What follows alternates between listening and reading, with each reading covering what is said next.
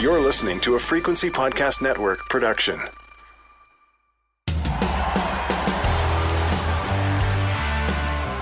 Tonight, I am going to a real, honest-to-goodness rock and roll show.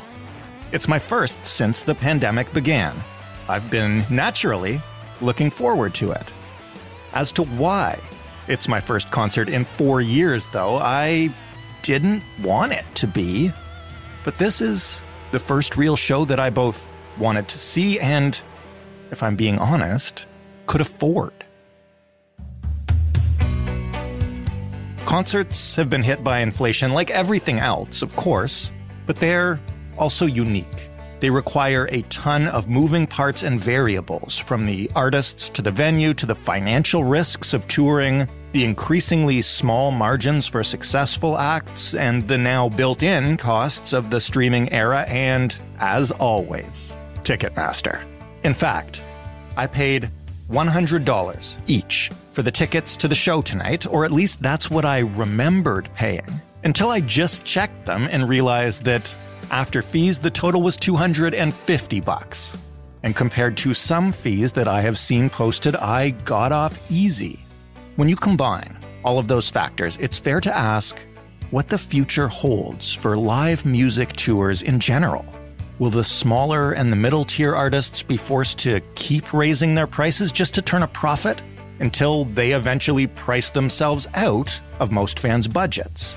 Will the top-tier tours that have dominated this summer continue to suck up all the money and all the oxygen until it's just Taylor, Beyonce, Drake, and everybody else fights over the scraps? And beyond live music, what happens to the already precarious music industry ecosystem if fewer and fewer artists are able to make a living playing concerts?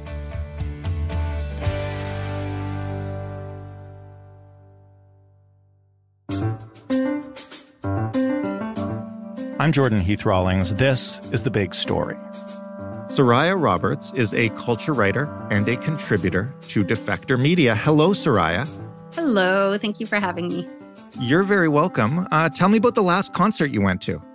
Oh my gosh, that's such a basic question that I'm trying to remember because I don't go as often as I used to. But the last concert that I went to was Angel Olsen and Sharon Van Etten and Julian Baker, which is kind of a super concert. Right. Which actually initially, as far as I can recall, wasn't supposed to be how it was. It was supposed to be like, I think I bought a ticket for a Julian Baker concert and then COVID happened.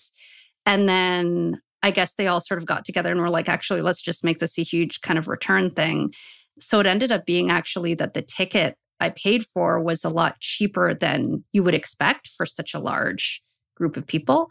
For those kind of names, it's definitely rare. Well, that's why we're talking today, because you wrote a piece about, now that, again, COVID's not over, but now that all the restrictions are gone, people are flooding back, hoping to see live music. We've seen some very rowdy crowds at shows, and there are a whole lot of factors that go into touring and the musical economy these days. You wrote a piece exploring your experience trying to see just one show in 2023. What was that like?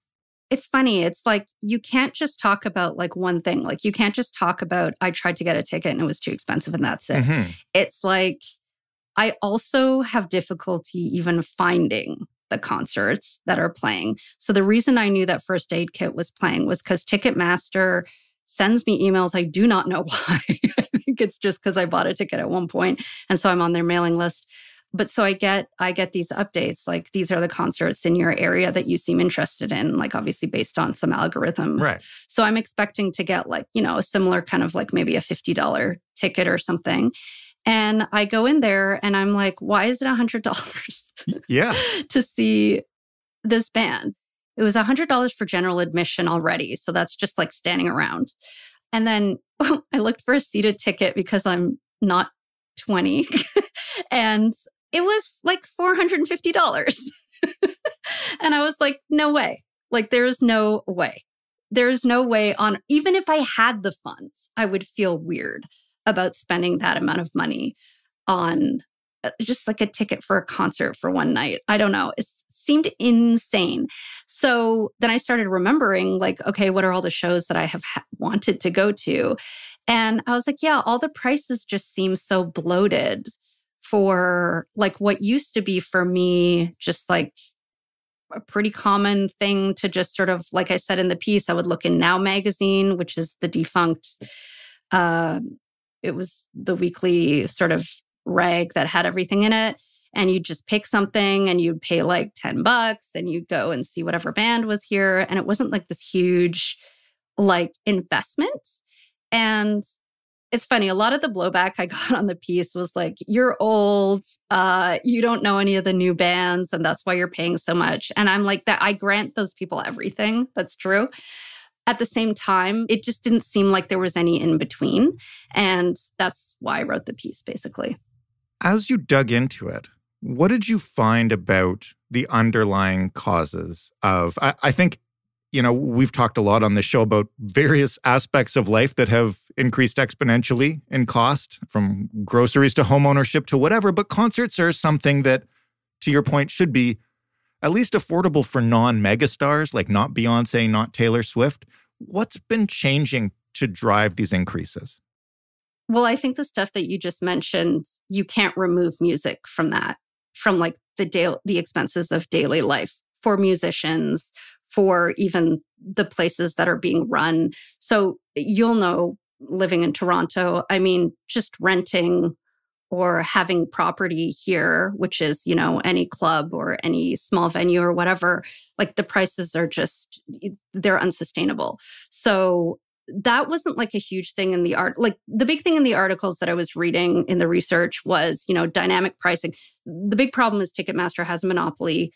They're doing dynamic pricing, which is, if a band is more popular, we're going to make you pay more. And then they add fees. And then there's also the verified resales, which is, the scalpers and all those things, which were a huge thing before. And they're still a thing.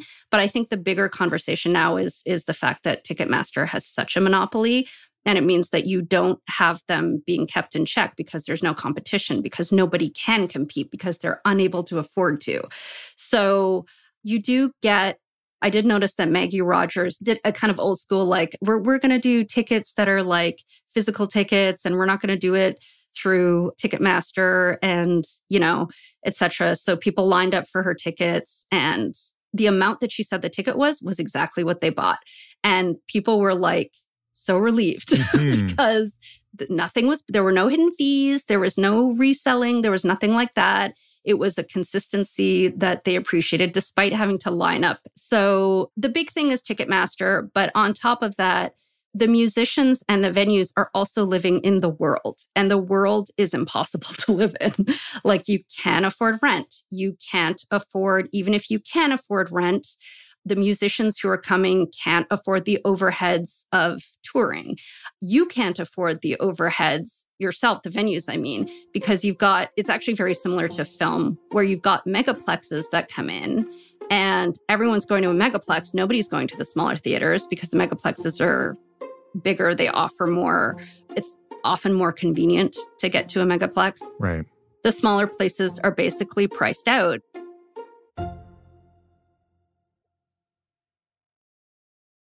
What's changed for those musicians in terms of how they make their money and how they need to be able to afford to tour and generate revenue that way? Like, it didn't used to be this way. Tours were maybe not traditionally the main source of income for musicians. Yeah, not unlike with film and television, you basically have streamers come in, so Spotify. And what you have them doing is they're buying, basically, the label will have the rights to their music. And I think historically will have shared in the profits from that. But now what's happening is you have the labels who are it's a bit of a hoarding thing happening, where they're charging Spotify massive amounts of money to basically license the music. And then Spotify is having to pay back a huge amount to them after they've licensed for those huge fees. After that, there's like a very small amount to pay the musicians. And it's also kind of like it's not a one-time deal, but it's like you pay them up front and then every stream is like a pittance.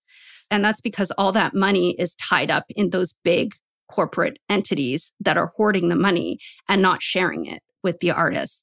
And so what you have then is I need to go on tour because I can't afford anything with just selling my music online now because these streamers and these labels are hoarding all the money. So I'm basically having to go on the road, still being underpaid. So I'm going to have to jack up the prices a little because otherwise I'm not going to be able to like afford my rent. Right.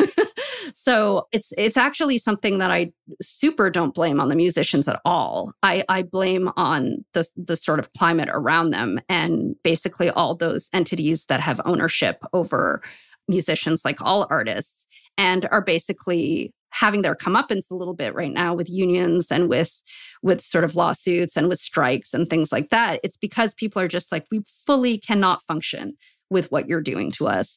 And so as a sort of audience member, I'm just like, I'm kind of less important to that conversation because I'm just saying I can't go to your concert and it's making me sad. But like they actually have a livelihood issue. So we've got Ticketmaster, we have the cost of touring, we have the cost of both venue owners and artists themselves making a living. What about the venues themselves? You mentioned, and I don't know if this is a Toronto-specific problem, but I imagine that this is happening in a lot of towns. There just aren't as many anymore. There just aren't as many places to play. Yeah. Well, this is like the thing I was saying about, it's similar to like, they also don't have small movie theaters either. And also even restaurants, like you're not seeing mom and pop restaurants or mom and pop anything. And the reason you're not seeing that is because these people, again, are being priced out by gentrification. Rents are going up. Just having to charge more for everything. And some people just don't feel good about that. And so they just sort of bow out. Here's my last question before I let you go. What happens to the artists as a result of this? If the only shows making money are the Taylor Swifts and the Beyoncés and other bands can't even afford to tour, which is now supposed to be their main source of income, and they're left to Spotify. What does this do to the music industry as a whole and to individual artists that aren't Beyonce and Taylor? Yeah, well, I think of sort of the folk musicians I like. Probably what's happening to them is what is happening to me as a writer or a lot of artists, which is like, you're basically living a life of sort of how people used to live their life when they were in their early 20s, but now that's reaching up into like the 40s. So there was a point where like you could be a musician and there was a kind of trajectory where, you know, you start out, you're working in crappy bars and then you make your way up and then you like slightly better places. And then, you know, maybe not necessarily stadiums, but you're able to sort of make your way with your licensed music and stuff. You can make a pretty good living if you're lucky. But now it almost feels like, unless you're like a massively successful pop star, you're basically screwed. You're like, you can do this for fun, but it's a hobby. So you better have another job. And you're probably going to be living with other people if you really want to do this thing. And I think across the board, it's the same. It's like I was saying with the strike, with the writer's strike, you know, you've got these people who are working on these shows, which are hugely famous. And they're like, well, I've got another job, or I live with roommates and I'm in my 40s.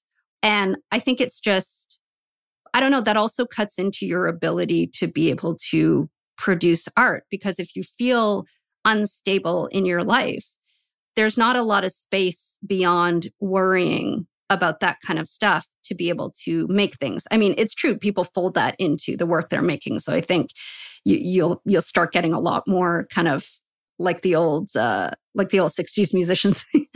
But I do think that, yeah, the problem with that is it really cuts into the production of all kinds of music as opposed to this sort of monolith of like very popular, very produced kind of music. And I think that's really sad because a lot of us really like that other kind of music too. And younger people aren't really being given an option now. Soraya, thank you for this. Oh, thank you so much for having me. Soraya Roberts writing for Defector. That was The Big Story. Joseph Fish is the lead producer of this show. Robin Simon is also a producer. Ryan Clark handled our sound design work this week. Stephanie Phillips is our showrunner. If you want to get in touch with us, you should know how to do it by now. You can find us on Twitter at TheBigStoryFPN. You can email us. The address is hello@thebigstorypodcast.ca. And of course, you can call and leave a voicemail 416-935-5935. I'm Jordan Heath Rawlings. Thanks for listening. If you're at the Jason Isbell Show in Toronto, Friday night, come say hi. Enjoy the long weekend, and we'll talk Tuesday.